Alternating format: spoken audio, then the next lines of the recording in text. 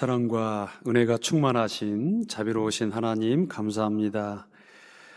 우리가 죄인 되었을 때 이 땅에 독생자 예수 그리스도를 보내주시고 주 예수님이 십자가에 피 흘려 죽으셔서 우리의 죄를 단번에 영원히 용서해 주시고 부활하셔서 또 우리에게 의로움과 부활의 새 생명을 허락해 주심을 진심으로 감사드립니다. 오늘 주일 사랑하는 우리 형제 자매님들 또 말씀 앞에 나왔습니다. 이 시간 주 성령께서 함께 하셔서 말씀을 배우는 모든 사람들 마음속에 감동, 감화를 허락해 주시고 밝히 하나님 말씀을 이해하고 깨달을 수 있는 그 지혜도 허락해 주시옵소서.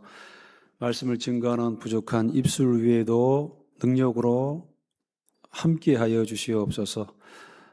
하계수양회 1차 하계수양회가 진행되고 있습니다. 많은 영혼들이 말씀 앞에 나와서 또 듣고 있습니다. 특별히 복음을 통해서 오늘 또 구원받는 역사가 나타날 수 있기를 간절히 바라곤 합니다. 또 우리 여수교회에서도 전도하기 위해서 참석하고 계신 분들이 계십니다.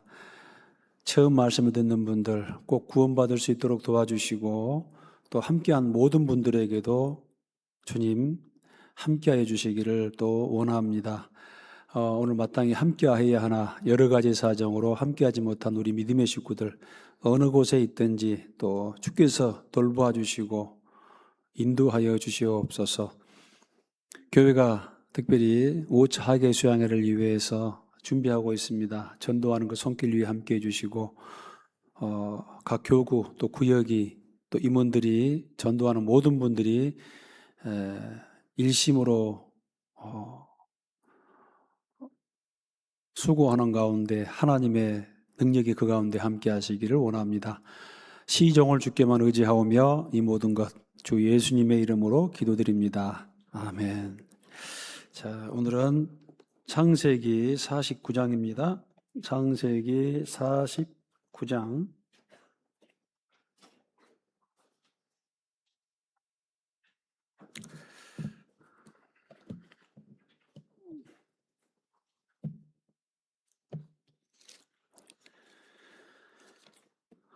창세기 49장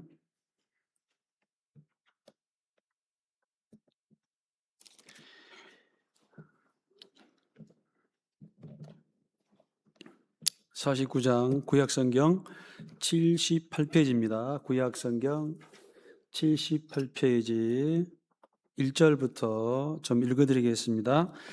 야곱이 그 아들들을 불러 이르되 너희는 모이라. 너희의 후일에 당할 일을 내가 너희에게 이르리라. 2절 너희는 모여 들으라. 야곱의 아들들아 너희 아비 이스라엘에게 들을지어다. 그다음에 3절입니다. 루벤아 너는 내 장자요 나의 능력이요 나의 기력의 시작이라.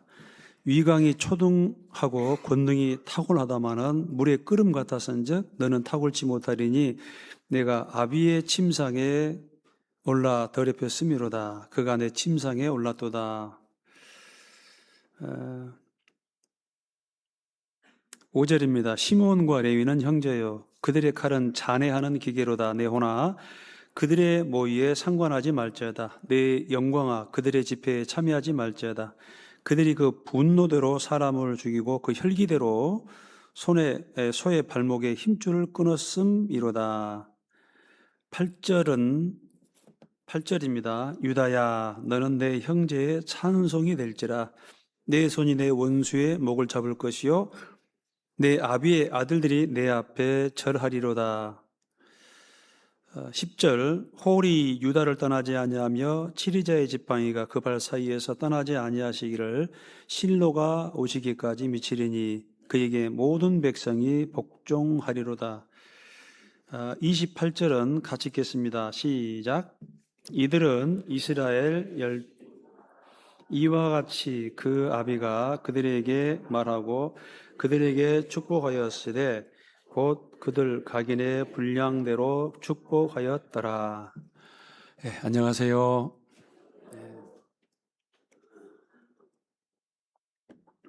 예, 지금 아시다시피 이제 학예 수양의 1차가 지금 진행이 되고 있습니다.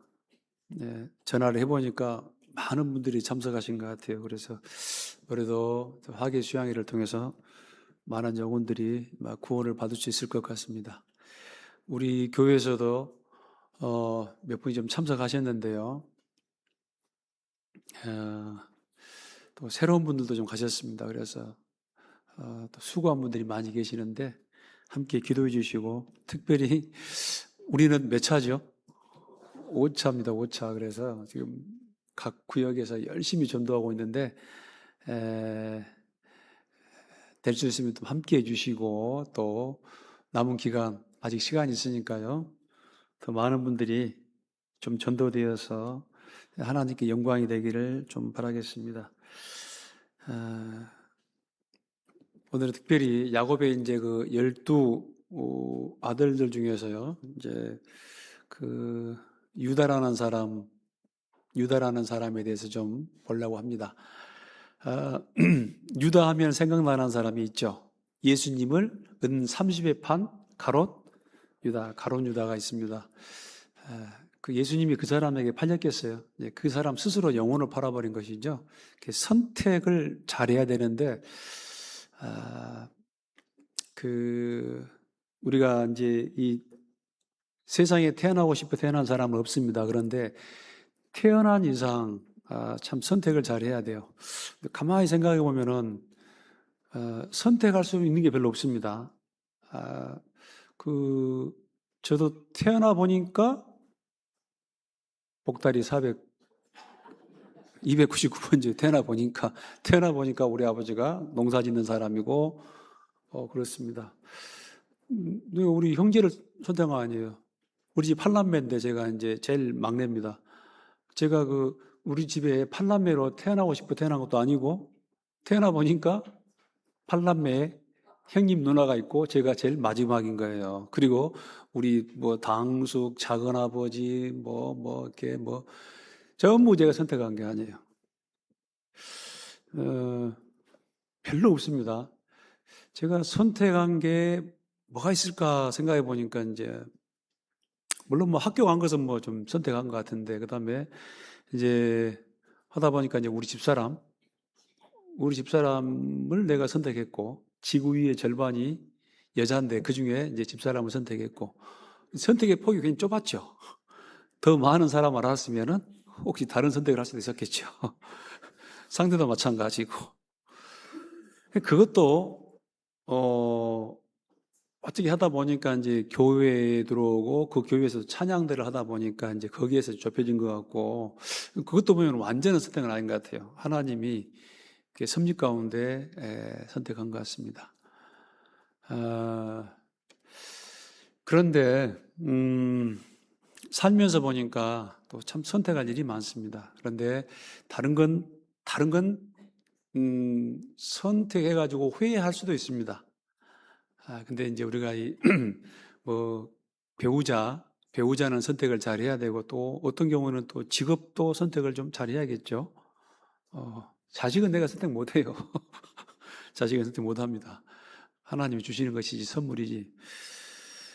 그런데 이 예수 그리스도, 저도 신앙생활을 지금 하고 있지만 항상 제 머릿속에 고민이고, 또 알아야 할 분이고, 또 반드시 내가 또 깨달아야 할 분이고, 이 숙제가 있습니다. 죽을 때까지 숙제가 뭐냐?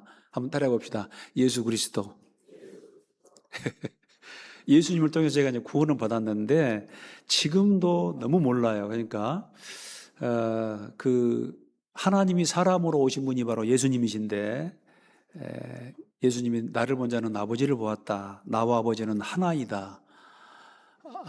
아버지 품속에 있는 그 독생하신 하나님이 나타났다. 그랬는데 그 예수님에 대해서 지금도 참 숙제입니다. 제가 알아야 될 어떤 또 숙제이고 과업이고 과제이기도 하고, 계속 지금도 이제 예수님을 좀 이제 더 알아가려고 하는데요.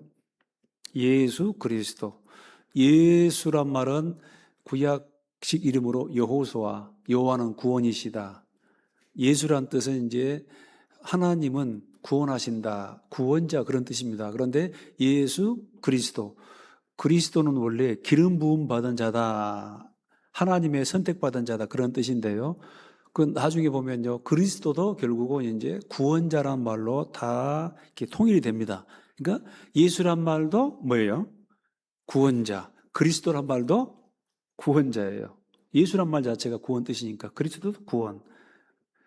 예수가 예수 그리스도, 예수님이 바로 구원자시다. 이제 그런 뜻인데 여기서 끝나는 게 아닙니다. 그분이 하나님이시고 또 심판주이기도 하시죠. 그래서 요한복음 5장 보면은 그 예수님 말씀하시기를 뭐냐면은 죽은 사람이 죽는데 어떤 사람은 생명의 부활로 나온다. 근데 어떤 사람은 심판의 부활로 나온다. 그러니까 예수님을 만나긴 만나야 돼요. 그런데 어떤 사람은 구원을 받고 예수님을 생명의 주로, 생명의 부활로 맞이한 사람이 있고, 어떤 사람은 그 구원받지 못하면 그 예수님을 만나게 되는데 이제 그 심판받기 위해서, 그래서 심판의 부활로 나아간다. 이게 둘기밖에 없습니다. 사람들이 지금 막 그냥 열심히 노력해가지고 막 아침부터 저녁까지 피땀 흘려 노력해가지고 그렇게 하는데요. 그 전부 다 별거 없습니다. 성경 말씀에 이 세상 형적은 다 어쩐다? 지나가 버립니다. 그러니까 술 마시고 노래하고 춤을 추고 막 별걸 다 해보는데 결국은 나중에 보면은 아무것도 남는 게 없어요. 다 필요가 없어요. 왜냐? 이 하나님 말씀에 이 세상 형적은 다 지나가 버리기 때문에 그렇습니다. 그래서 우리가 이 정말 중요한 것, 영원한 세계를 생각해야 되고, 영원한 세계에 들어가기 위해서는 살아계신 하나님과 또 하나님께로 가는 길, 내가 곧 예수께서 가라사대 내가 곧 길이요 진리요 생명이다. 나로 말미암지 않고는 아버지께로 갈 자가 없다. 천하 인간의 구원 얻을 만한 다른 이름을 우리에게 주신 일이 없다라고 이야기합니다. 그래서 여러분들이 다른 건 다 쏘가도 이 예수님을 아는 이 문제에 있어서는 쏘으면 안 됩니다. 다른 건 다 쏘을 수 있어요. 그러나 예수님을 믿는 이 믿음의 세계, 여기서는 결코 속아서는 안 되고 반드시 이 문제는 확실해야 됩니다. 그래서 우리 고린도후서 13장에도 너희가 정말 하나님 앞에 설 수 있는 믿음에 있는가 너희 자신을 시험하고 확증하라 그럽니다. 예수 그리스도께서 너희 안에 계신 줄을 너희가 스스로 알지 못하느냐? 그렇지 않으면 버리운 자니라 이렇게 말하고 있습니다. 꼭 이것만은 쏘면 안 됩니다. 그래서 결국은 성령이 강하게 역사하시는 그 수양에도 가시라 마라 함께 가자 그 말입니다. 거기에 강하게 역사하시니까. 그래서 우리 교회 여수교회 전도인에게 또 말 못한 그런 얘기들 가면은 목사님들이 많이 계시잖아요. 그 목사님들께 고민이라든가 여러 가지 또 자기 영혼 문제도 솔직하게 내놓고 좀 이렇게 상담할 수 있는 그런 기회의 장이 바로 수양회입니다. 자, 이제 본론 좀 말씀드리겠는데요. 사람에게는 교육이 필요하죠. 근데 이 교육이 두 가지 교육이 있습니다. 두 가지 교육. 하나는 뭐냐면은 규범 교육이 있어요. 하나는 모범 교육이 있습니다. 규범 교육이 뭐냐면은 소위 말하면 이제 율법이 율법. 십계명. 하라, 하지 마라. 네 부모를 공경하라. 살인하지 말라. 간음하지 말라. 도둑질하지 말라. 거짓말하지 말라. 욕심내지 말라. 이거는 이제 성경에 남아 있는 이제 율법, 규범 교육이에요. 규범 교육. 그러니까 뭐 모이기를 힘쓰자. 이것도 이제 하나의 또 성경에 나와 있는 건데요. 뭐 규범 교육이죠. 그런데 또 하나는 이제 모델 교육, 모범 교육이 있습니다. 모범 교육. 그러니까 성경에 예수님 말고도 여러 어떤 그런 인물들이 나옵니다. 그런데 뭐 이게 맞다, 틀리다, 이렇게 해야 된다, 말아야 된다 그런 말 없이 그냥 그 사람의 일대기를 쭉 이렇게 써놔요. 쭉 그 사람의 일대기가 쭉 흘러가는 가운데, 야, 고개가 끄덕끄덕해집니다. 끄덕끄덕해집니다. 아, 참 저런 모습이 아름답구나. 그 일체 뭐 이게 맞다, 틀리다 그런 말이 없어요. 예. 그래서 이제 이 사람들이 어떤 그런 일대기를 쭉 그 기술해 놓고 거기에서 이제 예수님의 또 성품을 발견하게 되고 어떻게 사는 게 바르게 사는 것인가라는 것도 우리가 알게 됩니다. 근데 이 규범 교육보다 이 본이 되는 모범 교육이 훨씬 더 이렇게 이제 그 영향력이 더 세다라고 말할 수 있습니다.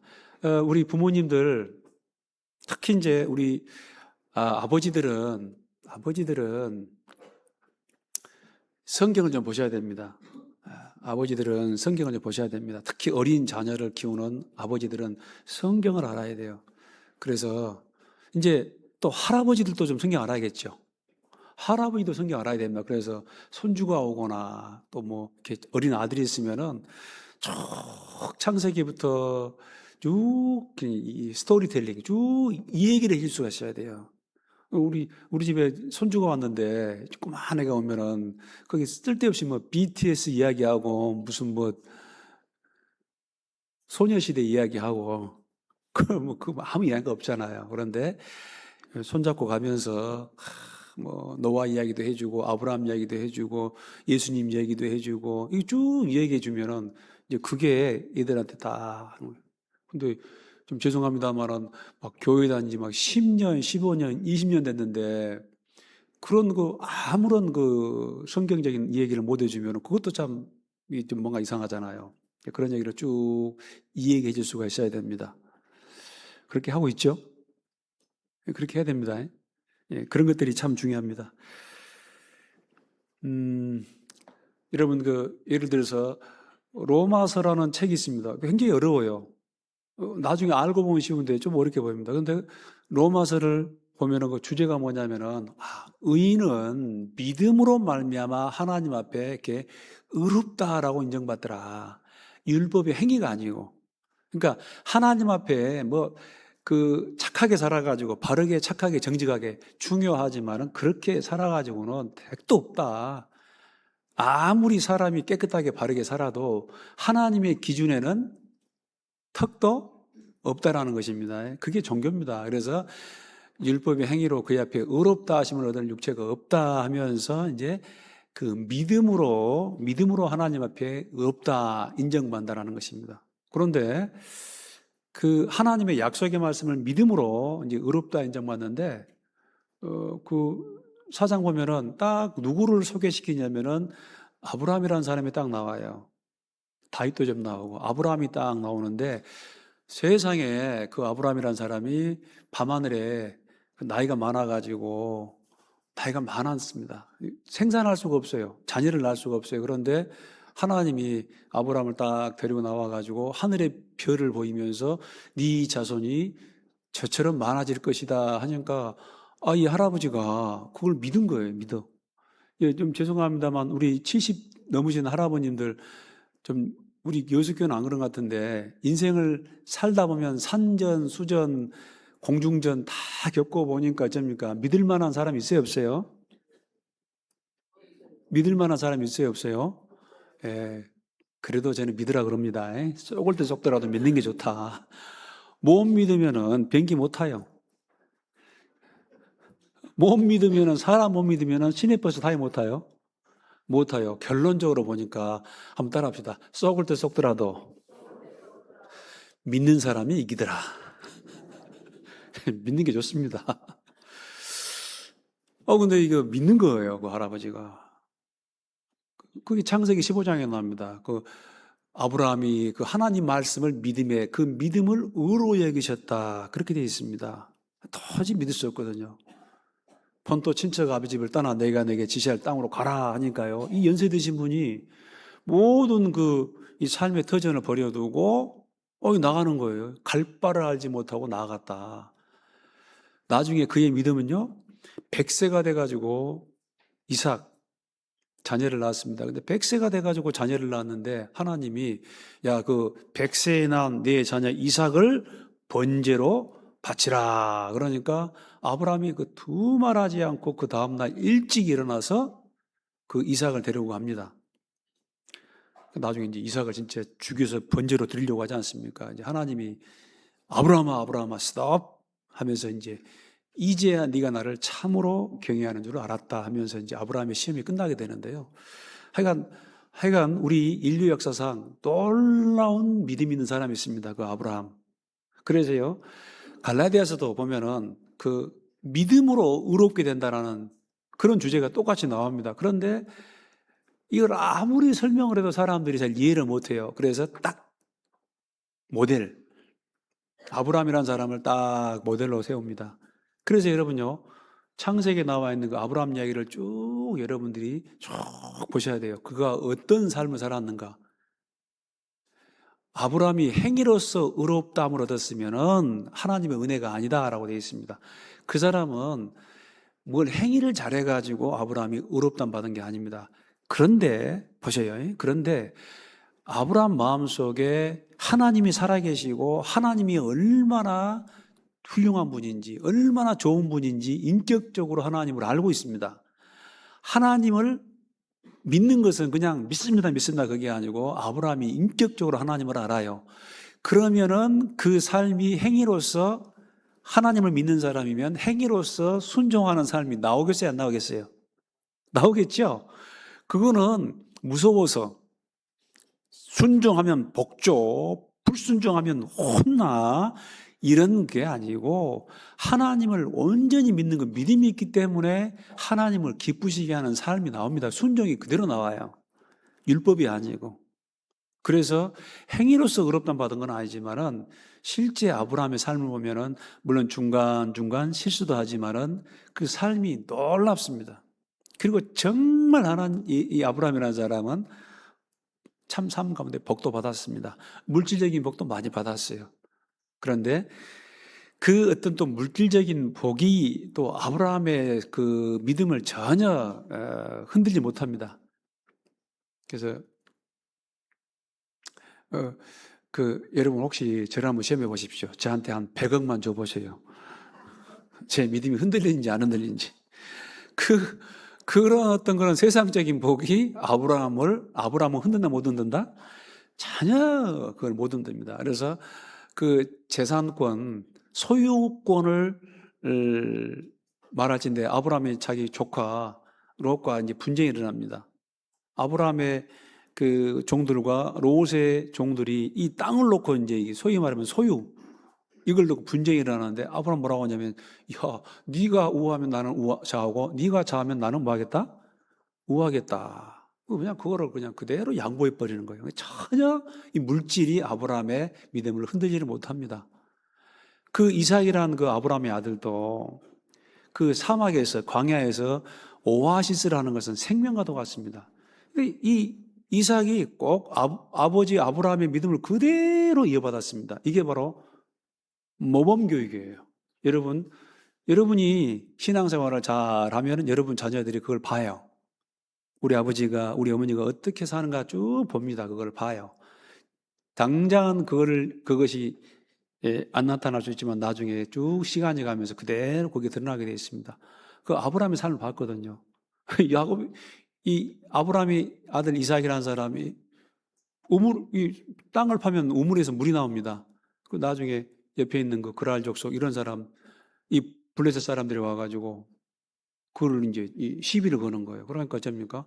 줘버려요. 줘버리고 자기는 옮겨가지고 또 우물을 팝니다. 그러면 또 거기에서 뭐가 나와요? 우물이 나와요. 그럼 또 와서 시비야. 그럼 어째요? 이거 지금 누가 팠는데 왜 네가 지금 내 걸 뺏어 하면서 오늘 좋다. 죽기 아니면 뭐다? 살기다. 완합니다. 그럼 또 옮겨버려요. 옮겨가지고 또 파요. 그럼 어떠죠? 또 물이 나와요. 신기하죠. 나중에는 이 이삭의 우물을 뺏은 그 주변 사람들이 두려워해요. 이야, 참으로 내 뒤에 누가 있다? 하나님이 계시는구나. 절대 그래서 이 이삭이라는 그 사람 생애에 있어 뭐냐면요. 다툼이라는 건 없습니다. 화평의 사람. 그 이름도 뭐냐면은 이츠하크. 옛날 이스라엘 수상 이름이 이츠하크인데요. 이삭. 웃게 한다. 웃게 한다. 그럼 왜 웃냐? 양보해 버리니까요. 여러분, 우리 예수님 그 최고의 계명, 산상수훈, 산상보험 보면은, 그쵸? 오리 가자 하면은, 몇 리 가라? 십리 가라. 거뒀달라 하면, 어쩐다? 속어도 줘버려라. 오른밤 때리면, 어째요? 왼밤도 되라. 그 달라 하면 줘버리고, 빌려달라 하면 다 줘버리라. 그 말입니다. 또 이 말 듣고 또, 목사님 저한테 돈 좀 주십시오. 예, 있는 돈은 드릴게요. 다 줘버린다. 그 말입니다. 그게요. 이 예수님이 마태복음 5장, 6장, 7장에 보면은 최고의 도덕률. 여러분 집에 가서 한번 마태복음 5장, 6장, 7장 봐보세요. 거기는요 원수를 사랑해라 이렇게 돼 있어요. 네 이웃을 내 몸과 같이 사랑해라. 그걸 누가 지키냐고. 그런데 실제로 그 비스듬하게 그걸 그대로 실천하는 사람이 누구냐면 바로 아브라함이고 그 아들 이삭입니다. 이렇게 해라 그런 말이 없어요. 근데 삶 가운데 그렇게 했어요. 왜? 이 성경을 읽는 저와 여러분도 그렇게 뭐하라고? 살아라고. 그래서 제가 가끔씩요, 우리 자매님들은 그런 말 합니다. 제발 교동시장, 서시장 가가지고 콩나물 깎지 말라고. 그 콩나물 물고기 팔아가지고, 몇 푼 팔아가지고 이제 생계를 이어가는 사람인데 가가지고 그냥 그걸 깎고 뭐 좋은, 10,000원어치 콩나물 사는데 별로 안 좋은 거 줘요. 그러면 그거 받으면서 이렇게 좋은 콩나물을 이렇게 많이 주냐고 하면서 고맙습니다 해보세요. 그 다음에 그 사람 가면은 미안해서라도 더 줍니다. 아무도 믿는 눈치가 없네. 깎지 마시고, 예. 우리 구원받은 그리스도인들 너무 째짜게 살지 마십시오. 예. 그게 진짜 하나님 앞에 아름다운 것입니다. 도무지 다 양보해 버리니까 도무지 뭐 분쟁, 싸움. 그래서 이제 화평이 이루어지는 것입니다. 그런데 또 이 가문이 없는 사람이 나오죠. 도저히 아버지, 아들. 근데 가문이 없는 사람이 나오는데 누구냐면 이제 야곱이라는 사람이 야곱. 범사의 야곱은 소위 말하면 트러블 메이커, 피스 메이커가 아니고 무슨 메이커? 트러블 메이커. 화평이 안 이루어져. 화목이 안 이루어져. 양보라는 건 없어요. 양보라는 거 없어요. 그래서 이삭이 나중에 장가 들어가지고 리브가를 통해서 이제 자녀를 낳는데 쌍둥이를 뵀습니다. 쌍둥이. 근데 쌍둥이를 뵀는데요. 세상에 이 리브가가 쌍둥이를 잉태했습니다. 그런데 못 살겠어. 왜냐? 아내서부터 싸워. 안에 지금 누가 들었냐면은 에서가 들어있고 야곱이 들어있습니다. 근데 뱃속에서부터 싸웁니다. 에서가 있고 야곱이 있는데 여러분 한번 퀴즈를 내겠습니다. 뱃속에서 누가 먼저 시비를 걸었을까요? 1번 야곱, 2번 에서. 몇 번? 야곱. 이 야곱이라는 사람은요, 그야말로 이 자아가 얼마나 강한지, 야곱이라는 사람 자아가 깨지기까지 몇 년이 걸리냐? 130년. 아이고, 죽기 전에 그냥 끝나버리겠네. 130년. 그만큼 자기 자아가 강해요. 그래서 나중에, 그 11째 아들 요셉 덕분에 애굽으로 내려가가지고 애굽 왕 파라오를 봤습니다. 파라오를 딱 보고 나서요. 파라오가 야곱한테 뭐라 하냐면, 노인장, 당신 나이가 몇 살이요? 그래요. 도대체 나이가 몇 살이요? 왜 물어보겠어요? 그게 무슨 말이냐면은, 근데 살다 당신처럼 폭삭 늙은 사람 처음 봤어. 도대체 나이가 몇 살이요? 야곱이 이야기합니다. 그때는 이스라엘이에요. 내 인생 나그네 길 130세라. 우리 조상들의 나이에 비하면은 뭐 연소하지만 내가 험악한 세월을 살았습니다. 그런 말을 해요. 험악한 세월을 살았습니다. 누구 때문에?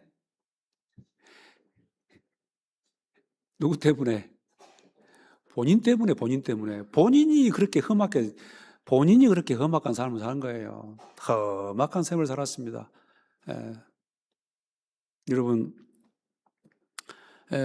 정말 우리가 내가 막 열심히 해가지고 내 능력대로 또 내 수단과 방법대로 그렇게 사는 것도 있지만은요, 우리 구원받은 그리스도인들은 은혜로 사는 길이 있습니다.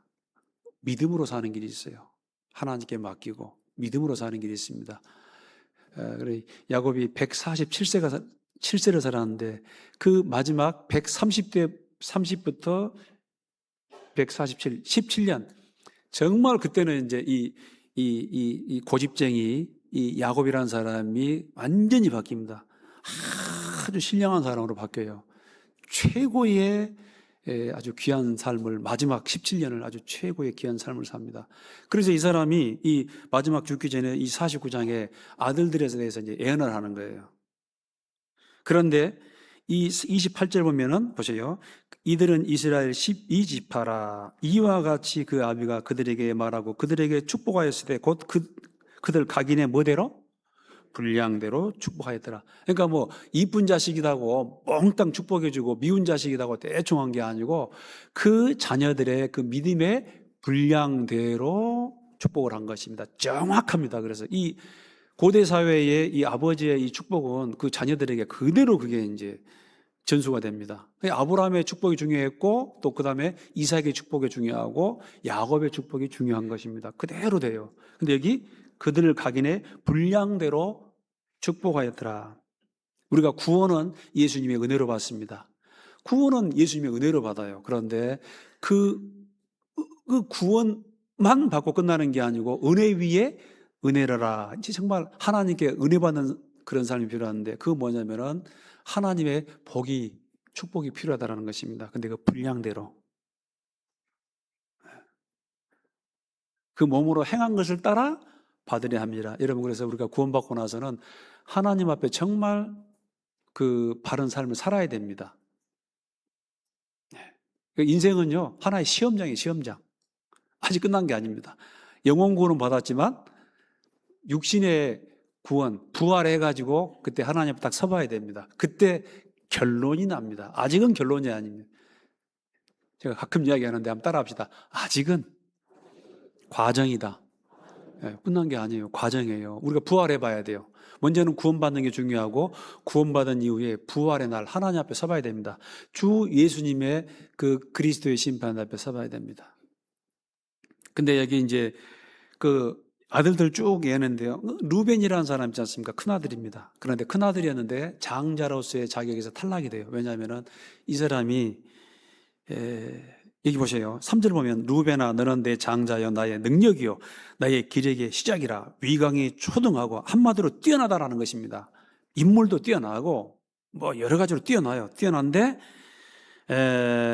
또 권능도 탁월하다마는 아주 머리도 좋아요. 신체도 좋고 머리도 좋아요. 그런데 이 4절 보세요. 물에 끓음 갈았던 스. 여러분 우리 라면 끓을 때 어때죠? 100도가 되면 어쩌죠 라면이? 보글보글 하죠? 거기에 손 넣으면 어떻게 되죠? 따뜻합니까? 뜨겁죠? 보글보글 막 물에 끓음 갈았던 그래서요, 우리가 나이가 60이 되면 뭐냐면, 50이 되면 지천명, 옛날에 그랬어요. 공차님이. 지천명. 하늘의 명령을 안다. 그래요. 남자들도 한 50 되면 이제 구원받을 수 있는 기회가 옵니다. 40대는 얼마나 자기 생각이 강한지 열심히 벌어가지고 내가 노후 대책하고 내가 성공 한번 해볼 거야. 근데 50 되면 이제 꺾어져요. 야, 이거 건강도 좀 안 좋고, 이게. 60이 되면 뭐냐면 이순, 귀가 어쩐다? 순해지는 거예요. 막 40대 이럴 때는 긴 건 기고 아닌 것은 아니고 그럴 수는 없지. 단호합니다. 단호해요. 어떻게 그럴 수가 있어? 그건 안 돼. 그래서 막 요즘 젊은 청년들 하면 막 아이고 뭐라고 그래요? 공평하다 불공평하다? 청년들 되게 무서워요. 근데 한번 살아보라고. 자기는 그렇게 된가? 자기는 그렇게 살아요?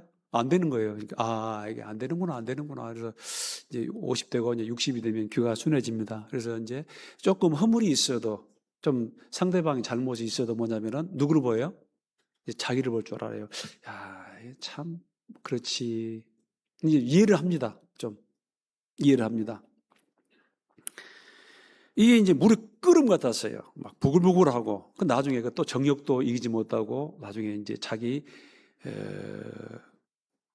참 부끄러운데 아버지의 첩 비라를 범하는 이런 결정적인 실수를 합니다. 그래서 안 돼요. 둘째 아들 시몬과 레이는요 세상에 또 세겜 사람들을 학살을 했습니다. 그 창세기 보면 나와요. 그래서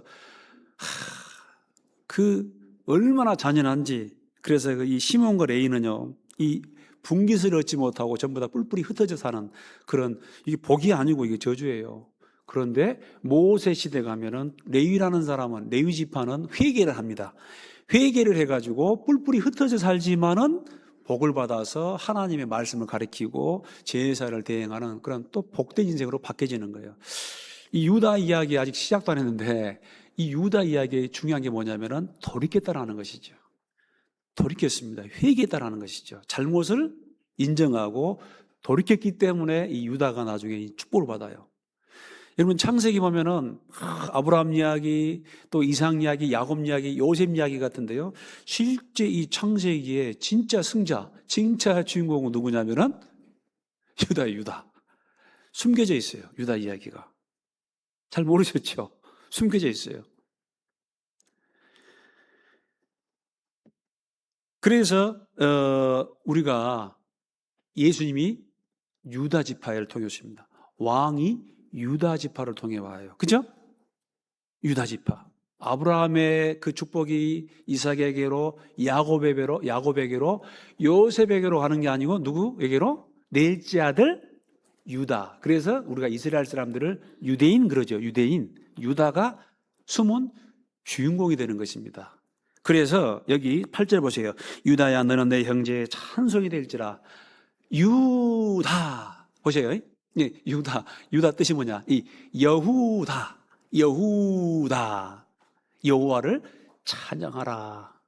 여호와를 찬양하라. 유다 이름 뜻이 그겁니다.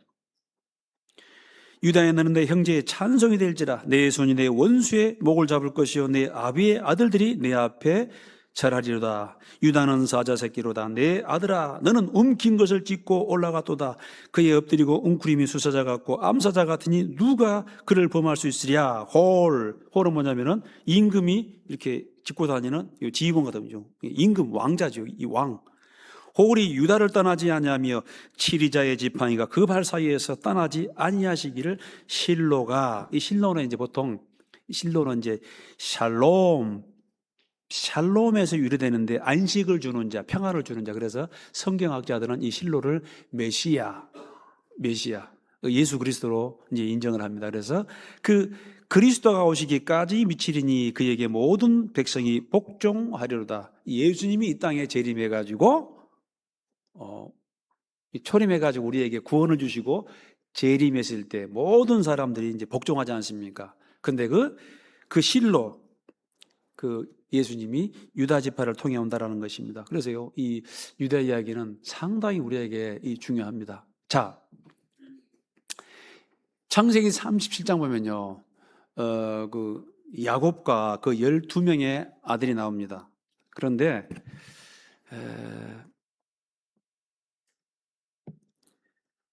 이 야곱이라는 사람이 참 야곱은 참 봐도 별로 마음에 안 들어요. 제가 봐도. 제가 야곱 이야기 창세기 쭉 읽으면서 보니까 많은 분들이 그렇게 공감했을 거예요. 야곱 이야기 쭉 읽으면 꼭 누구 같아요? 누구 같아요? 김형제? 박형제? 꼭 나갔습니다. 어떻게 이런 모습일까? 어쨌든 하여간 12명의 아들이 태어났습니다. 그런데요, 야곱이 그 본처가 2명이고 첩이 2명입니다. 레아, 라헬, 그다음에 비라, 실바.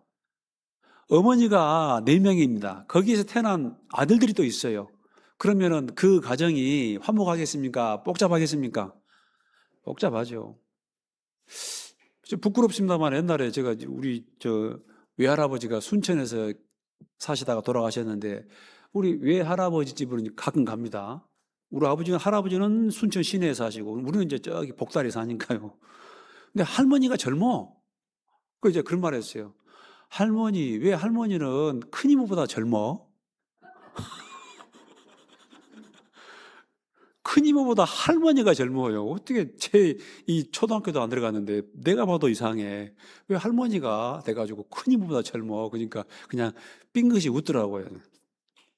우리 할아버지가 사고 친 것이죠. 그래서 우리 외할아버지가 일본에 계시다가 좀 사고를 해가지고 한국 들어왔어요. 들어왔는데 좀 돈이 좀 있었는가 봐. 그런데 소위 말해서 이제 그런 것이죠. 이제 처벌.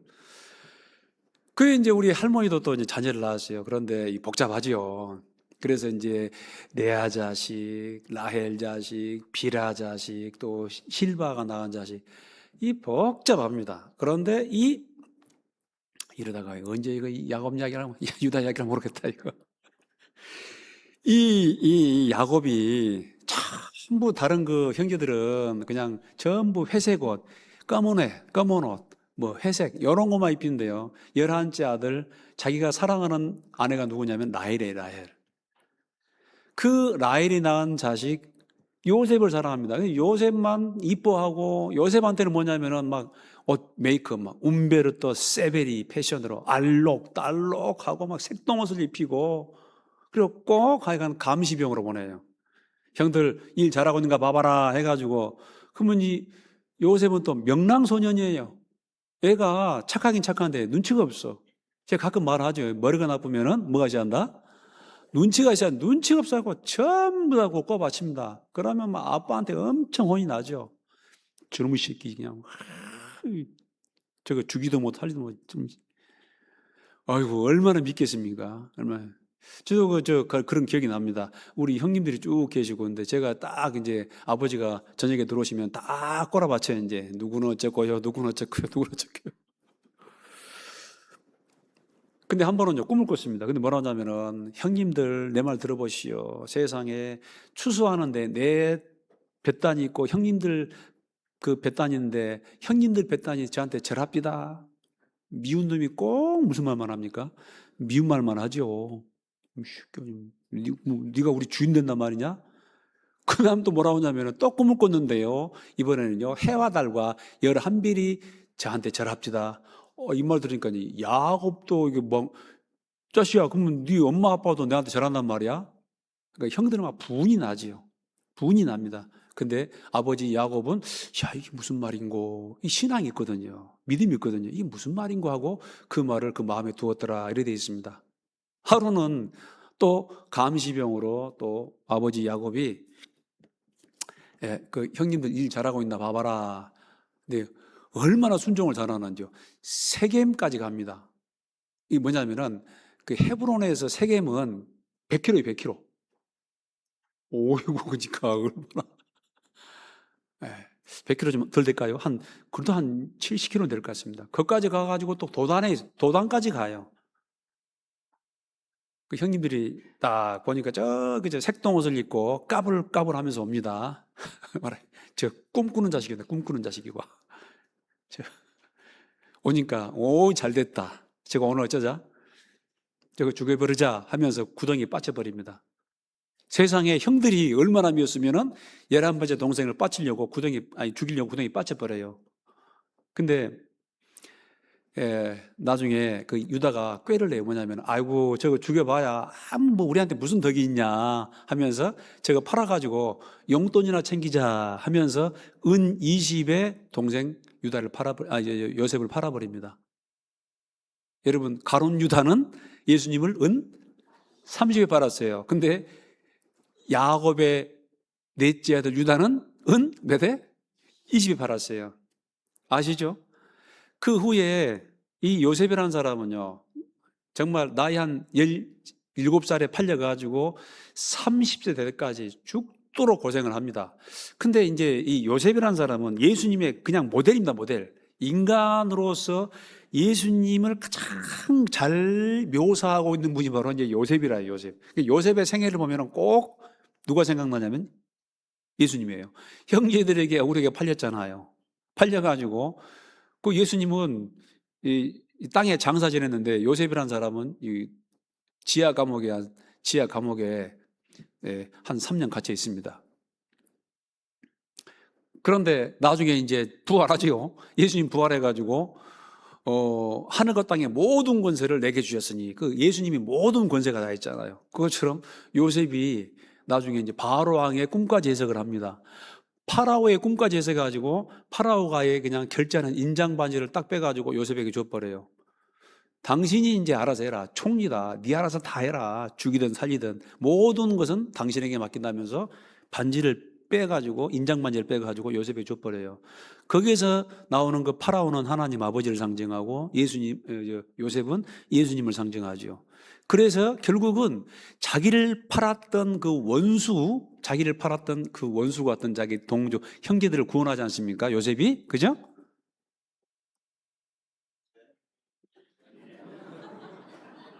나만 지금 혼자 지금 성경을 안 보니까 그런가 비요. 곤란합니다. 예? 예.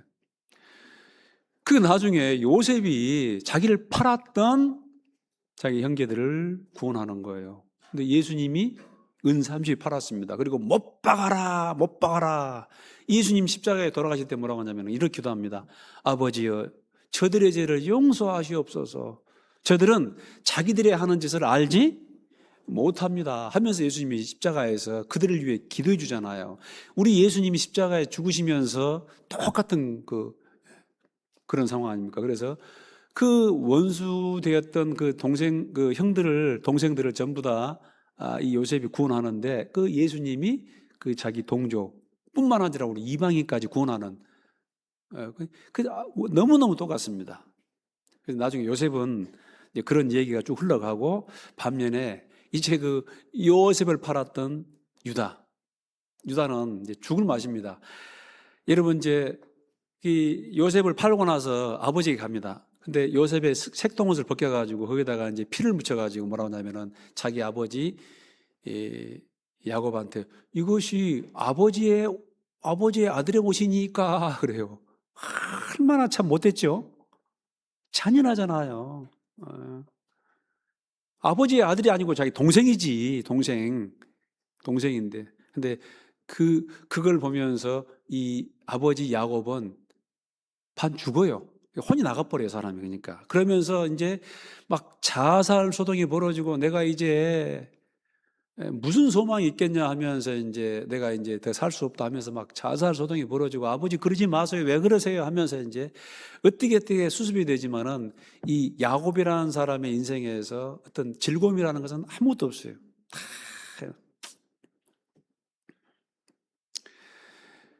자기 어머니 리브가도 이제 뭐 돌아가셨죠. 그 다음에 자기를 어릴 때부터 돌봐줬던 그 드보라 유모도 죽었지요.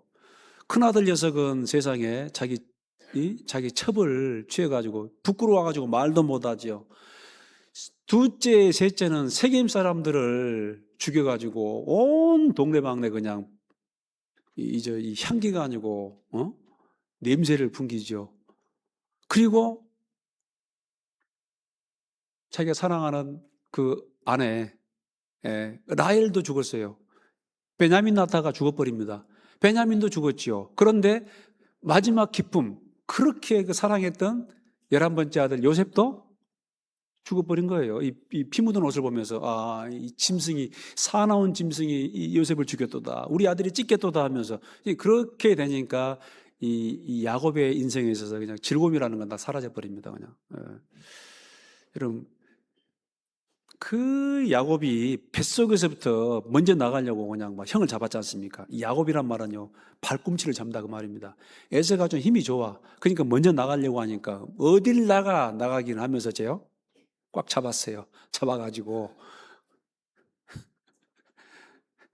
네가 먼저 나간다고? 절대로 못 나가. 잡았어요. 근데 어떻게 야곱이 나왔습니다. 야곱 나오면서 따라서 나와서 힘 안 들이고. 얼마나 이 야곱이라는 사람은 소위 말하면 머리 꾀돌이. 제가 경상도에서 한 12년 목회했는데요. 거기 무슨 말이냐면은 자꾸 자기 머리를 굴리 뭐라고 하냐면은 얍삽하다. 그런 말 들어봤어요? 야, 얍삽하다. 얍삽하다 그래, 얍삽하다. 자꾸 머리 쓰니까.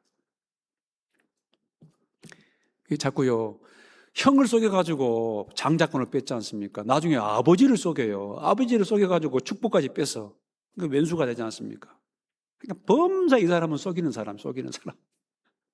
그런데 자꾸 그렇게 남을 속이니까 나중에 임자 만납니다. 야곱이 이 속여가지고 형도 속이고 아버지를 속였는데 임자 만나요. 누굴 만나냐? 세상에 사기꾼의 품삯을 10번이나 사기친 사람이 있어. 이름하여 라반. 여러분 좀 단순하게 사셔야 됩니다. 아시겠습니까? 단순하게 사셔야 돼요. 자꾸 이 머리를 굴리면 나중에 진짜 머리 자기보다 더한 사람 만나요. 20년 동안 고생을 해가지고 자기 재산을 조금 모읍니다. 그런데 그것도 이 장인어른 집에서 야반도주를 하는 거예요. 야곱 이야기 하면 뭐 한도 끝도 없죠. 그런데 이런 모습을 보면서 이 유다는 아버지와 살 수가 없어. 그래서 결국은 아버지를 떠나게 됩니다. 아버지를 떠나게 됩니다. 그래서 이 죄는 있지 않습니까? 분리를 가져옵니다. 죄를 지면 분리가 되고 죄가 있으면요 관계가 끊어져 버려요. 아담아 내가 어디 있느냐 하니까 내가 벗었으므로 두려워하여. 언제는 입었습니까? 안 입었어요. 먹지 말라 한 그 선악과를 따먹었습니다. 그 전까지는 벗었어도 하나님과 이 화목이 이루어졌습니다. 아무 문제가 없었어요. 그런데 죄를 지었습니다. 마음속에 죄가 들어왔어요. 아담아 내가 어디 있느냐? 내가 벗었으므로 두려워하여 숨었나이다. 죄가 들어오면은 불의를 가져오고 이 죄가 관계를 깨버립니다. 아버지 앞에 죄를 지었어요. 그러니까 아버지를 볼 수가 없어. 자, 창세기 37장 봐봅시다. 37장. 자, 이들이 뭐라고 그러냐면은 31절. 그들이 요셉의 옷을 취하고 수염소를 죽여 그 옷에 피를 적시고 그 채색 옷을 보니 그 아비에게로 가져다가 이르기를 우리가 이것을 얻었으니 아버지의 아들의 옷이니까 아닌가 보소서 하며 아비가 야곱이 그것을 알아보고 가로되 내 아들의 옷이라 악한 짐승이 그를 먹였도다. 요셉이 정령 찢겠도다 하고 자기 옷을 찢고 굵은 배로 허리를 묶고 오래도록 그 아들을 위하여 애통하니 35절 같이 읽겠습니다. 그 모든 자녀가 위로하되 그가 그 위로를 받지 아니하여 그러되 내가 슬퍼하며 음부에 내려 아들에게로 가리라 하고 그 아비가 그를 위하여 울었더라. 내가 슬퍼하며 음부에 내려 즉 죽어서 내 아들에게로 가리라. 참 이제 이런 일이 벌어졌습니다. 여러분, 근데 문제가 생겼어요. 뭐냐면은 유다가 그 아버지를 볼 때마다 그게 생각이 나요. 그 요셉을 파는데 주동적인 역할을 한 사람이 누굽니까? 유다죠, 유다. 살 수가 없어요. 아버지를 볼 수가 없어. 그래서 결국은 유다가 아버지를 떠난다라는 것입니다. 아담아 내가 어디 있느냐? 내가 벗었으므로 두려워하여 볼 수가 없는 것이죠. 아버지 떠납니다. 문제는 뭐냐? 38절 보세요. 그 후에 유다가 자기 형제에게서 내려가서 떠납니다. 아둘람 사람 히레에게로 나아가니라. 유다가 거기서 가나안 사람 수아라는 자의 딸을 보고 그를 취하여 동침하니, 요즘 말하면 이제 그냥 결혼식도 안 하고 그냥 같이 사는 거예요. 동침하니 그가 잉태하여 아들을 낳음에 유다가 그 이름을 엘이라 하니라. 엘을 낳았습니다. 4절 그가 다시 잉태하여 아들을 낳고 그 이름을 오난이라 하고, 5절 그가 또 다시 아들을 낳고 그 이름을 셀라라 하니라. 그런데요, 자, 이제 6절부터 보면은 이제 이상한 일이 벌어집니다. 소위 말하면 이제 하나님이 유다를 징계하시는 거예요. 6절, 유다가 장자 엘을 위하여 아내를 취하니 그 이름은 다말이었더라. 자, 7절 같이 읽겠습니다. 유다의 장자 엘이 여호와의 목전에 악함으로 여호와께서 그를 죽이신지라. 끔찍하죠. 그 무엇이 악한지 그게 없어요. 그냥 여호와 보시기에 악해. 그나들이 악한지라 여호와께서 그를 죽이신지라. 자, 죽었습니다. 8절 유다가 오난에게 이르되 내 형수에게로 들어가서 남편의 아우의 본분을 행하여 그 내 형을 위하여 씨가 있게 하라. 옛날에는요 뭐가 있었냐면은 형의 대를 이어주는 거예요. 형수에게. 이제 그렇게 해라 하나니까 9절 오난이 그 씨가 자기의 것이 되지 않을 줄 알므로 형수에게 들어갔을 때 형에게 아들을 얻게 아니하려고 땅에 설정하며 10절 가지겠습니다. 이 일이 여호와의 목전에 악함으로 여호와께서 그도 어이구 갑자기 두 아들이 죽었습니다. 그 다음에 이제 셀라가 장사했습니다. 자, 유다가 그 며느리 다말에게 이르되 수절하고 내 아비 집에 있어서 내 아들 셀라가 셋째가 장성하기를 기다리라 하니 셀라도 그 형들같이 죽을까 염려함이라. 다말이 가서 그 아비의 집에 있으니라. 얼마 후에 유다의 아내 수아의 딸이 죽은지라. 보세요. 그러니까 이 세 명의 아들인데 두 명이 죽어버렸어요. 근데 나중에 이 수아의 딸 자기 부인도 죽어버렸어요. 기가 막히죠? 이때 눈치를 채셔야 되는 건데 빨리 돌아가야 되는데 잘 몰라요. 나중에 다말이란 그 며느리한테 수절하고 있어라 그랬는데 셋째가 컸습니다. 그런데 이 시를 읽게 안 합니다. 그러니까 다말이 그 딥나 길겟 에나임이라는 곳에 딱 가가지고 이제 면박을 합니다. 딱 면박을 해요. 얼굴을 가리는 거예요. 쉽게 말하면 이제 그 부정한 여인처럼 딱 이렇게 이제 그런 행위입니다. 이렇게. 그런데 유다라는 사람이 그 딥나로 가다가 그 여인을 보고 이제 이 부정한 또 일을 해요. 그러면서 이제 소위 말하면 이제 그 이 대가가 뭐냐, 그러니까 양을 줘야 됩니다. 그러니까 아직 양이 없으니까 보증물로 이 끈과 도장과 지팡이를 딱 보증물로 줍니다. 그리고 나서 이제 끝났어요. 그리고 나서 이제 나중에 그 짐승을 보냈는데 뭐라고 하냐면 여기 이 에나임 여기에는 뭐 이게 창녀가 없습니다. 그런 거예요. 그래? 그러면 뭐 말고 하면서 이제 끝나버려요. 나중에 보니까요, 세상에 자기 며느리 다말이 배가 불러오는 거예요. 화가 나가지고 당장에 불려드리라 해가지고 그 주변 사람들에게 명합니다. 죽이라고, 불에 태워 죽이라고. 그러니까요, 이 다말이 뭐냐면은 이 물건의 임자가 나를 이렇게 했습니다. 탁 물건 던져요. 그게 뭐예요? 유다의 지팡이, 도장, 끈. 12절 보세요. 38장 12절. 얼마 후에 유다의 아내 수아의 딸이 죽은지라 하면서 이제 그런 일이 벌어지고 여기 24절 석 달쯤 후에 혹이 유다에게 고하여 가로되 내 며느리 다말이 행음하였고 그 행음함을 인하여 잉태하였느니라. 유다가 가로되 그를 끌어내어 불사르라. 25절 여인이 끌려나갈 때에 끌려나가면서 보내어 시부에게 이르되 이 물건 임자로 말미암아 잉태하였나이다. 청컨대 보소서 이 도장과 그 끈과 지팡이가 네 것이니까 한지라. 26절은 같이 읽겠습니다. 유다가 그것들을 알아보고 가로되 그는 나보다 옳도다. 내가 아들 셀라에게 주지 아니하였음이로다 하고 다시는 그를 가까이 하지 아니하니라. 그는 나보다 옳도다. 여러분,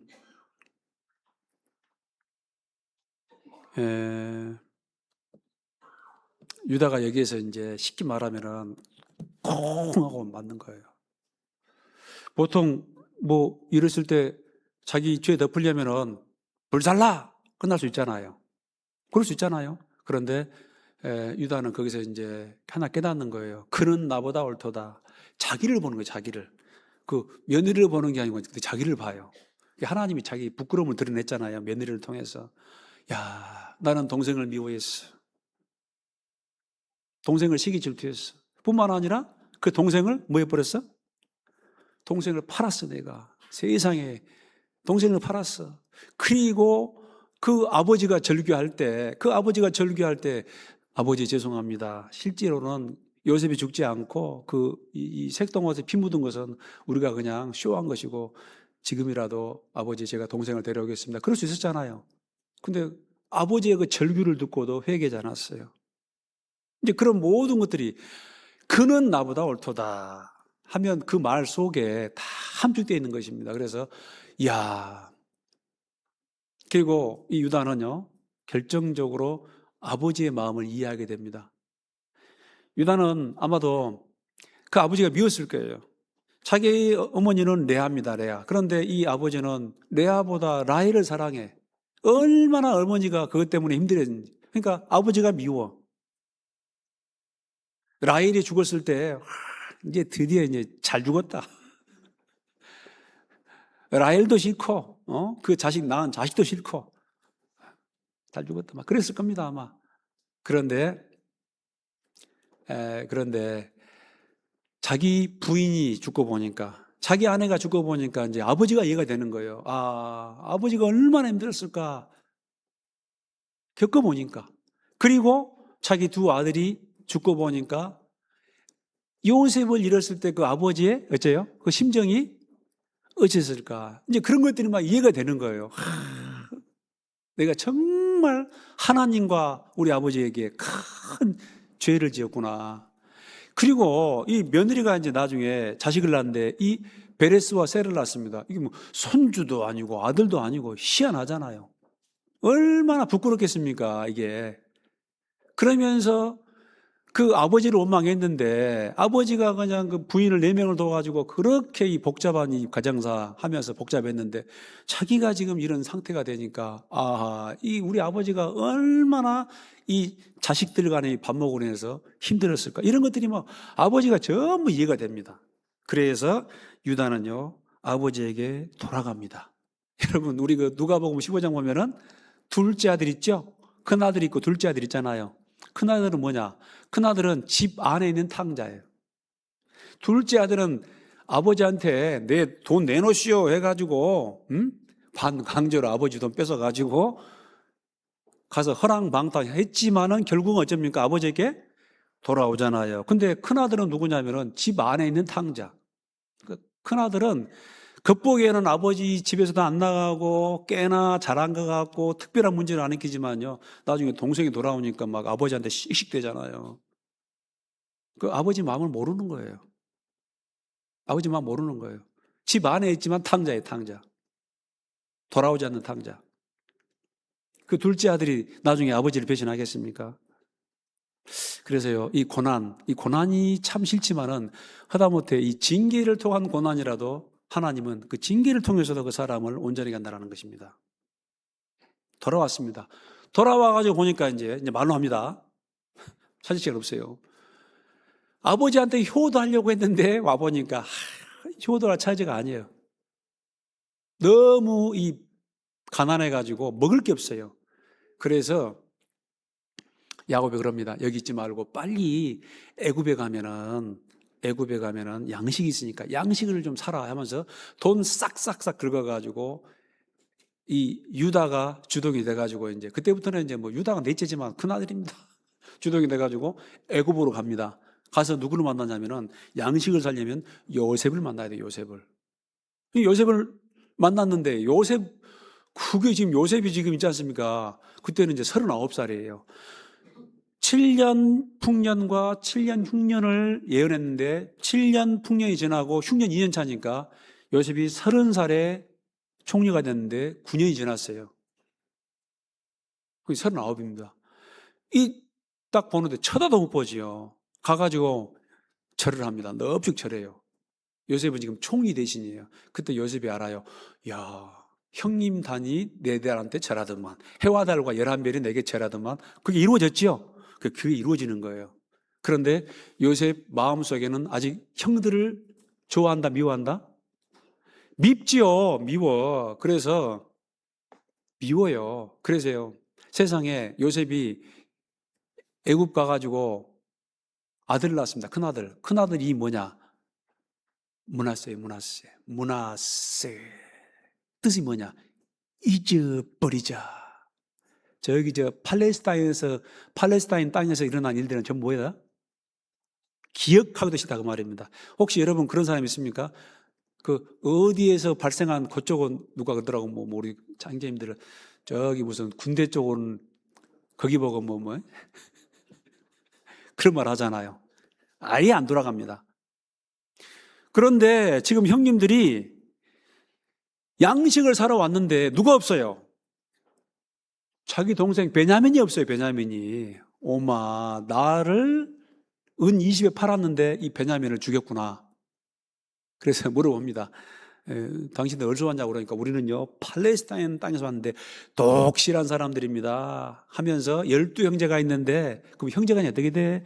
아버지는 누구야? 하니까 그걸 다 이야기해요. 그러면서 그 11째 아들은 뭐 어디 가버렸고 실종됐고 우리 막내가 있는데 막내는 지금 어려가지고 놔뒀습니다. 그래? 그다음에 너희들은 간첩이다. 간첩하면서 싹 잡아요. 그래서 자, 다 이게 영유돼 있고 한 사람 가가지고 동생 데려와봐. 그러면 내가 믿을게. 요새 마음속에는 동생을 빼내려고, 이 악한 형제들에게서 동생을 빼내려고 그래요. 동생 데려와. 그러면 아닙니다. 우리는 아주 착한 사람입니다. 웃기고 있네. 나중에 3일 지나고 마음이 바뀝니다.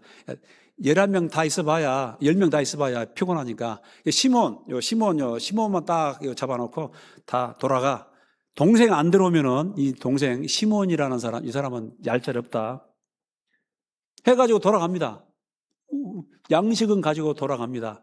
돌아가는데 세상에 중간에 가서 풀어보니까요, 양식 사러 왔던 그 돈이 자료에 그대로 있는 거예요. 사실은 요셉은 또 못 올까봐 그거 넣어준 거예요. 거기다가 자료에다가 돈을 그대로 넣어준 것입니다. 은혜로, 호의로 다시 와야 되니까. 그런데 그걸 보고 이 형들은 기겁하는 거예요. 옛날에 우리가 요셉의 그 절규를 무시했기 때문에 이런 일이 벌어진 거 아니냐, 왜 돈이 그대로 있냐. 하여간요, 이 죄가 있으면 은혜를 베풀어도 그게 은혜가 아니고 겁이 나는 거예요. 이해 가십니까? 그래 이제 가가지고 양식을 가져갔는데 야곱이 딱 보니까요, 뭐예요? 돈도 그대로 있어, 양식도 다 가져왔어. 근데 뭐만 없어요? 말로 하니까 이해가 안 되는 거예요, 이게. 시므온만 없어, 시므온만. 그러면 이 야곱이라는 사람이 머리가 돌아간 사람입니다. 야곱이 봤을 때는 이 양식 어떻게 준 거예요? 시므온 팔아서 온 거죠? 그렇게 보는 거예요. 세상에 시므온까지 팔았냐. 우리 옛날 시골 말로 호랑이가 물어갈. 근데 이 유다가 뭐라고 하냐면, 아버지, 이 베냐민을 데려오라고 합니다. 이 총리께서 이 베냐민을 데려오라고 합니다. 베냐민? 말도 안 돼. 내가 누구도 잃고 요셉도 잃고 시몬도 잃었는데 베냐민까지 뺏어가려고 해? 안 돼. 절대 안 돼. 택도 없어. 시간이 지났습니다. 손주들 쫄쫄 굶고 있어요. 유다가 그래요. 아버지, 베냐민을 내가 못 들어오면은 내가 베냐민 대신에 내가 잡히겠습니다. 나를 담보로 하고 올 테니까 아버지 제발 좀 베냐민을 보내주십시오. 야곱이 나중에 뭐냐면은 베냐민을 놓습니다. 여기 43장 보세요. 43장 보면은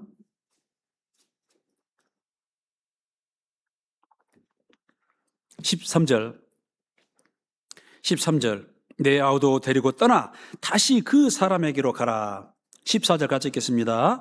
전능하신 하나님께서 그 사람 앞에서 너희에게 은혜를 베푸사 그 사람으로 너희 다른 형제와 베냐민을 돌려보내게 하시기를 원하노라. 같이 읽겠습니다. 시작. 내가 자식을 잃게 되면 이르리로다.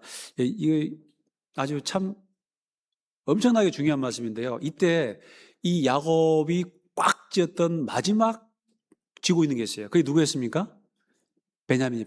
근데 내가 자식을 잃게 되면 어쩐다? 이게 쉽지 않습니다. 마지막 이 움켜쥐고 있는 이 야곱은 뱃속에서부터 움켜집니다. 그런데 마지막에 놓는 게 다 놓은 거예요, 이제. 놓는 게 아니라 다 뺏어갔죠.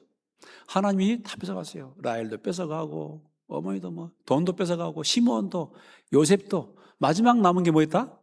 베냐민. 근데 베냐민을 내가 잃게 되면 이르리로다 하면서 놓습니다. 노니까 나중에 다 돌아와요. 시몬도, 베냐민도 돌아왔죠? 요셉도 돌아오고, 돈도 돌아오고, 다 돌아왔습니다. 여러분요, 우리 구원받은 그리스도인들이요, 주님 안에서 좀 나야 됩니다. 놓으면은 돌아와요. 주시는 거예요. 근데 쉽다, 어렵다? 쉽지 않습니다. 해서든지 자기 방법과 자기 생각대로 살아보려고 합니다. 자, 이걸 이제 놓고 결국은 이제 요셉이 베냐민을 데리고 갑니다. 어이고, 이제 빨리 진행됩니다. 요셉이 보니까 세상에 동생, 자기 어머니가 라헬 아닙니까? 돌아와. 이 베냐민이 보여요, 베냐민이 보여요. 그래서 베냐민만을 이제 딱 숨기려고 뭐냐면은 다 이제 양식도 주고 베냐민도 보내는데 보내면서 베냐민 자루 속에다가 뭐냐면 자기가 그 소위 말하면 예언할 때 쓰는 은잔을 딱 넣어놔요. 하고 저기 출발하면은 바로 쫓아가가지고 베냐민을 다시 데려와라. 뭘로? 절도죄로 해가지고 이게 딱 다시 이제 이 팔레스타인 땅을 향해 가는데 저기에서요 계속 꺼라 그런 거예요. 어쩐지 뭐가 이상하더라, 너무 잘 되더라 했죠. 하면서 우리 주인이 이 예언할 때 쓰는 그 은잔을 가져갔어. 우리 그런 거 없다고. 절대 아닙니다. 풀어보시라고 해가지고 큰아들 베냐민 루벤부터 쭉 풀어봅니다. 첫째, 둘째 없죠? 셋째 없죠? 넷째 없죠? 없다니까요. 마지막 12째 베냐민 자루를 딱 푸니까 그게 뭐 나와요? 쨍그랑 하고 나오네 하면서 다 돌아가고 야만 잡으면 돼. 요셉은 자기 정말 동생이니까 어머니가 같으니까 이 베냐민만 있으면 돼. 그래서 다 돌아가고 상관없어요. 빠이빠이. 베냐민만 나오고 있습니다. 그러니까 베냐민만 딱 데리고 옵니다. 그런데 그때 놀라운 일이 벌어져요. 유다가 회개를 합니다. 유다가 가가지고 요셉 총리 대신에게 뭐냐면은 베냐민을 놔주고 나를 대신 벌무로 잡으십시오 하면서 베냐민과 자기의 운명을 바꾸려고 해요. 그러니까 나머지 형들도 막 전부 다 아닙니다. 내가 대신 잡히겠습니다. 이런 거예요. 여러분, 이런 그 형들의 이 변화된 모습을 보고, 특별히 유다, 자기를 판 유다의 모습을 보고 이 요셉이 이제 충격을 받습니다. 그러면서 깨달은 게 있어요. 형들이 변했구나라는 것도 있지만은 하나님이 그렇게 하셨구나, 하나님이 개입하셨구나라는 걸 알게 됩니다. 여러분, 우리 44장 보면은 자, 유다가 이런 말을 합니다. 유다가 44장 30절 뭐라고 하냐면은 유다가 요셉에게 이런 말해요. 아비의 생명과 아이의 생명이 서로 결탁되었거늘 이제 내가 주의 종 우리 아비에게 돌아갈 때에 아이가 우리와 함께하지 않으면 아비가 아이의 없음을 보고 죽으리니 이같이 되면 종들이 주의 종 우리 아비의 흰머리로 슬피 음부로 내려가게 하면이다. 우리 아버지가 살 수가 없습니다. 33절 4절 같이 읽겠습니다. 시작. 청컨대 주의 종으로 아이를 대신하여 있어서 주의 종이 되게 하시고 아이는 형제와 함께 도로 올려 보내소서. 내가 어찌 아이와 함께 하지 아니하고 내 아비에게로 올라갈 수 있으리까? 두렵건대 제 해가 내 미침을 보리이다. 즉 나를 대신 잡고 베냐민을 놓아주십시오. 완전히 이 사람이 변해버렸습니다. 유다가, 이 잔인한 유다가 베냐민을 생각하는 거예요. 이걸 보고 자, 요셉이 보세요. 45장 1절. 요셉이 시종하는 자들 앞에서 그 정을 억제하지 못하여 소리질러 모든 사람에게 자기에게서 물러가라 하고 그 형제에게 자기를 알리니 때에 그와 함께한 자가 없었더라. 그러면서 3절 요셉이 그 형들에게 이르되 나는 요셉이라 내 아버지께서 아직 살아 계시니까 형들이 그 앞에서 놀라서 능히 대답하지 못하는지라. 놀라죠, 형들은요. 우리는 다 죽었다 이제.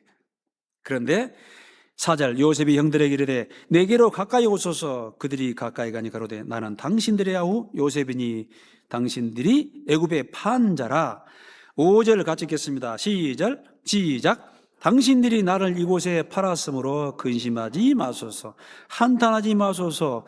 하나님이 생명을 구원하시려고 나를 당신들 앞서 보내셨나이다.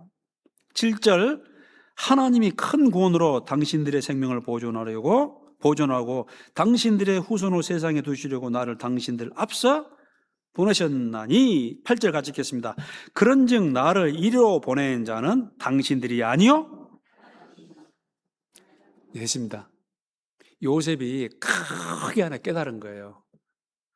아, 형들이 나를 팔았는데 여러분 생각나는 말씀 있죠? 우리 그 로마서 8장 28절 하나님을 사랑하는 자 곧 그 뜻대로 부르심을 입은 자들에게는 모든 것이 합력하여 선을 준다. 그런 말 들어봤죠? 물론 사람이 잘못하고 사람이 실수로 이런 일이 벌어지기도 합니다. 그런데요, 요셉이 그걸 깨달은 거예요. 나를 이곳에 형들이 팔았지만은 그건 사실은 하나님의 큰 계획 속에 있었다. 섭리 가운데 있었다. 여러분 그 일을 통해서 접니까? 유다도 회개하게 되고, 물론 아픔이 있었지만은 그 다음에 형제들 간에도 화목이 이루어지고, 요셉이 그걸 한 거예요. 이 형들의 모습을 보면서 옛날 같았으면은 자기를 팔아버렸는데 이제 베냐민을 살리기 위해서 자기 목숨을 담보하는 그런 모습을 보고 나서 형들이 변했구나. 아, 그리고 더 크게 한 거예요. 이 흉년에서 우리 가족들을 구원하려고 하나님 나를 먼저 앞서 보냈다. 이해되시죠? 예. 그래서요, 믿음이 없는 사람은 항상 뭘 보냐면은 상황을 탓해요. 믿음이 없으면은 나는 이래서, 나는 저래서 상황을 봅니다. 믿음이 없으면은 항상 뭘 보냐면 사람을 봐요. 저 사람이 그래가지고, 저 사람이 저래서, 저 사람이 저래. 믿음이 뭐예요? 근데 믿음이 있는 사람은요, 항상 그 배후에 사단을 봅니다. 그리고 믿음 있는 사람은 항상 그 배후에 하나님의 역사를 봐요. 이해 가십니까? 이해 가세요? 자, 다시 물어볼게요. 믿음이 없는 사람은 뭘 본다? 상황을 보고 뭘 봐요? 사람을 봐요. 근데 믿음 있는 사람은 뭘 본다? 그 배후에 사단의 역사를 보고 그 배후에 누굴 봐요? 하나님의 섭리를 보는 거예요. 이게요, 이 유다 이야기, 요셉 이야기입니다. 참 이게 제가, 그런데 이제 요것만 하고 마칩시다. 여러분, 그 유다가 그 베냐민을 위해서 자기가 담보로 남잖아요. 이거 대신 남다 그 말이에요. 대신. 자, 우리 고린도 후서 5장 한번 봐봅시다. 고린도 후서 5장.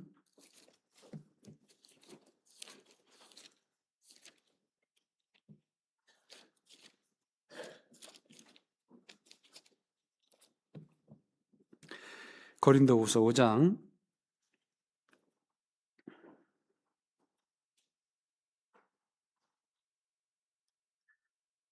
고린도 후서 5장.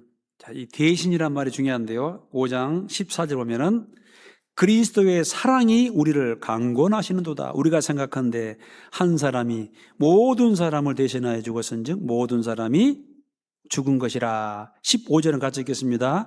제가 모든 사람을 대신하여 죽으심은 산 자들로 하여금 다시는 저희 자신을 위하여 살지 않고 오직 저희를 대신하여 죽었다가 다시 사신 자를 위하여 살게 하려 함이니라. 유다가 사랑의 사람으로 변했지 않습니까? 이 변화된 유다는 예수님의 그림자입니다. 우리도 이 변화된 유다는 예수님의 그림자예요. 여러분 요한일서 보면은 이런 말씀 있죠. 형제를 위하여 목숨을 버리는 것이 마땅하다. 그런 말씀 들어보셨습니까? 요한일서 보면은 전방 한 피바다 한 몸이로운 형제 자매, 그 형제를 위하여 자매를 위하여 목숨을 버리는 것도 마땅하다. 왜 그러냐면은 우리 주 예수님이 우리를 사랑하시는 거예요. 여러분 여기 14절 그리스도의 뭐가?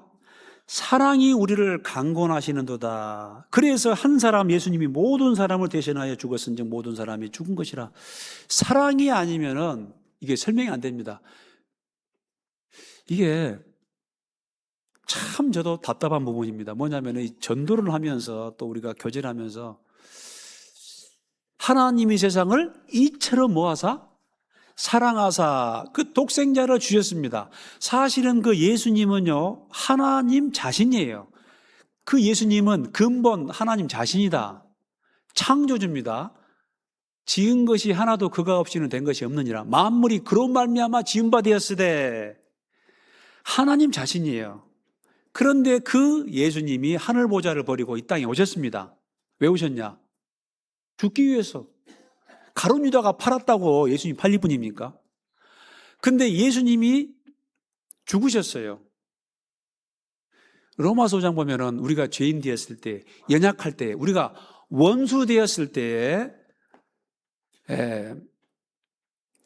하나님께서 그 아들을 우리 대신 주심으로 말미암아 우리에 대한 자기의 사랑을 확증하셨다라고 되어 있는데, 참 우리 인간들이, 사람들이 하나님이 나를 사랑한다라는 것을 마음속에 믿는 게 여간 어렵더라 그 말입니다. 아무리 이처럼 사랑하사 독생자를 내어주셨으니, 사랑했기 때문에 예수님이 대신 십자가에서 희생당하는 거예요. 사랑했기 때문에 이 유다가 베냐민을 구하려고 자기 몸을 담보하지 않습니까? 그리고 유다가 자기 아버지를 사랑했기 때문에 베냐민을 또 구원하려고 한 거예요. 여러분, 예수님이 또 왜 이 땅에 오셔서 십자가에 죽으셨냐면은 하나님의 뜻이에요. 아버지여든 할만하셔든 이 잔을 내게서 옮기시옵소서. 그런데 나의 원대로 마옵시고 아버지의 뜻대로. 하나님 아버지도 우리가 사는 걸 원하는 거예요. 그래서 예수님을 내어주시고, 그 예수님은 죽기까지 복종하셨습니다. 그 모든 것이 뭐냐면 사랑의 힘이에요. 사랑의 힘. 사랑의 힘. 예, 예수님이 십자가에 대신 죽으셔서 내 죄를 용서하셨다. 그거 믿는 거 중요합니다. 중요한데 그 예수님이 왜 그런 대속의 희생을 치루었냐? 바로 우리 각 사람을 뭐하기 때문에? 사랑하기 때문에 그래요. 사랑하기 때문에 지금 동기를 주시는 거예요. 사랑하기 때문에 지금 햇볕을 주시는 거예요. 사랑하기 때문에 모든 만물을 지금 제공해 주고 계신 것입니다. 악인도 비록. 그리고 사랑하기 때문에 독생자까지 주신 거예요. 여러분이 이 유다 이야기의 그 그림자처럼 우리 주 예수님의 사랑, 하나님의 사랑이 녹아있다라는 것입니다. 또 중요한 것, 자, 이거죠. 회개한 사람에게는 기회가 있습니다. 여러분, 유다만큼 죄를 많이 지은 사람 없어. 그죠? 죄 많이 지었죠, 유다? 얼마나 큰 죄를 지었어요. 큰 죄를 지었습니다, 유다. 그런데 유다가 비록 징계지만은 어떤 사람은 징계를 받고서도 끝까지 회개를 안 해. 그럼 어떻게 하겠어요? 회개란 건 돌아오지 않죠. 회개란 건 돌아오는 거예요. 그런데 유다는 비록 엄청난 징계를 받았지만은 결국은 그 징계를 통해서 하나님께 어쨌습니까? 돌아왔습니다. 돌아왔고 내가 잘못했구나. 돌아온 사람에게는 기회가 주어집니다. 그래서요, 저는 이렇게 말합니다. 이 회개는 축복의 통로입니다. 한번 따라합시다. 회개는 축복의 통로다. 예, 정말 돌이키고 하나님, 저 부족한 거 많습니다. 그런데요, 정말 돌이키고 이제 하나님 뜻 가운데 살고자 합니다. 하나님 좀 저를 도와주십시오 하면서 하나님께 나가면요, 하나님은요, 완전히 전화 위복해 하십니다. 다 하나님께서 전화 위복해 하십니다. 그게 유다 이야기를 통해서 우리가 배울 수 있는 교훈입니다. 그래서요, 지금 이 교회에 나오신 분도 참 중요하지만은 혹여 죄 가운데 처해 있는 사람일지라도 그 죄를 버리고 하나님, 이 모습 이대로 제가 다시 회복하기 위해서 하나님께 나아가고 싶습니다 하면서 매일매일 하나님께 더 가까이 나아가는 그런 돌이키는 마음, 그러면은 그 삶 가운데 하나님이 반드시 역사해 주십니다. 완전히 그 삶을 바꿔주십니다. 우리는 그런 기적을 삶 가운데서 실제로 맛봐야 됩니다. 상황을 보지 말고, 뭘 보지 말고? 또 잊어버렸다. 상황을 보지 말고, 그 다음에 어째요? 사람을 보지 말고 그 배후에 사단의 역사를 조심하고 그 배후에 하나님의 역사를 기억하면서 믿음으로 나갑시다. 그래서 결국은 믿음이 이깁니다. 우리 찬송가 있죠? 믿음이 이기네, 믿음이 이기네. 기도하겠습니다. 자비로우신 하나님 아버지 감사합니다. 오늘 유다 이야기를 통해서 비록 유다가 많은 어려움을 겪었지만은 그 고난을 통해서 아버지의 마음을 헤아리고 또 자기의 죄를 뉘우치고 또 하나님 앞에 회개하고 돌아가는 가운데 정말 마지막 하나님의 축복을 받는, 그리고 유다를 통해서 정말 예수 그리스도가 오시는 그런 귀한 축복의 통로로 사용되었음을 배웠습니다. 하나님 아버지, 우리도 돌이키고 회개하는 가운데 하나님의 놀라운 섭리 가운데서 회복하는 그러한 삶을 살기 원합니다. 계속 진행되는 교제 가운데 또 하계수양의 준비 가운데 함께하여 주시옵소서. 감사드리며 예수님의 이름으로 기도드립니다. 아멘.